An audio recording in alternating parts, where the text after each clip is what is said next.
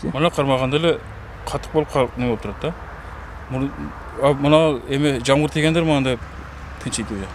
Көп жылдан бери Баткендин өрүгүн органикалык жол менен кургатып, Баткендин бренди өрүк деп жүргөн Турсунали Төлөмишев өрүктүн текши гүлдөп, узак убакытка турушу айланага көрк берип эле эмес, ар кандай зыянкечтерден сактай алсак, түшүмдүүлүк жакшы болот дейт.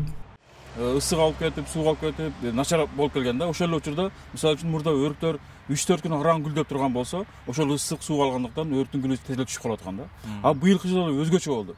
Өрүк гүлдөгөндөн баштап эле өрүк сонун гүлдөдү, үй гүлүндөй болуп, өрүк гүлдөр да чоң ачылып, жыпар жыты чыгып, өтө сонун гүлдөдү да. Ошонун негизинде мына азыр мына 1 жумадан көп болду. Дагы деле гүлүн ачып турат да. Колун түшүп калат эле да. Өрүктүн гүлүн жапондордун сакура дарагына теңеп, атөгөл жыпар жыты. Кооздугу адамды суктантып, жан дүйнөсүнө гана эмес, ден соолукка да пайдалуу деп ишенген Турсунали Төлөмишев Баткенге айгүл гүлдөгөндө эле эмес, өрүк гүлдөгөндө да туристтерди тартса болоорун белгилейт. Сөзсүз түрдө туристтерди чакырса болот бул өрүк гүлүнө.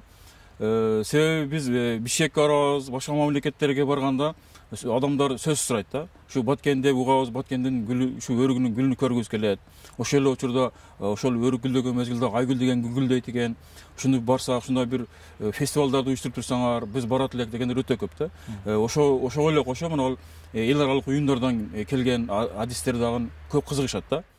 Буга чейин өрүк гүлдөгөн мезгилде аны даңазалоо максатында атайын фестиваль өткөрүлүп турган.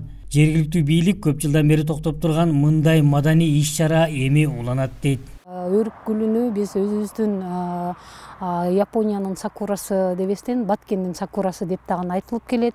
Бул боюнча мына жакынкы эле кошуна мамлекеттер дагы ушул именно өрүк гүлдөгөн учурда ушул мезгилде фестивалдарды өткөрсөк, ушул эле багытта ушул башка региондорго, жакынкы мамлекеттерге ушул өрүк гүлүнү даңазалоо максатында дагы бир топ иш-чаралар пландарыбыз белгиленген.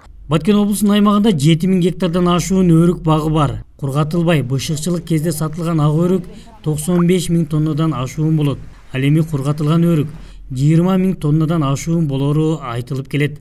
Быйыл кургатылган жогорку сорттогу өрүк килограммы 800 сомго чейин чыккан. Аскар Баймуратов, Бейтарап, Баткен.